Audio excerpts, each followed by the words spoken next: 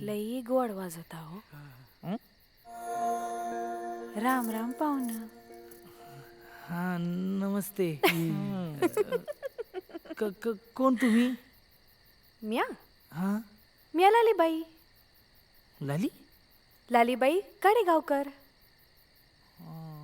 आणि ही आमच्या तमाशातली मंडळी हाय. राम राम. लई गोड वाजवता हो. हं?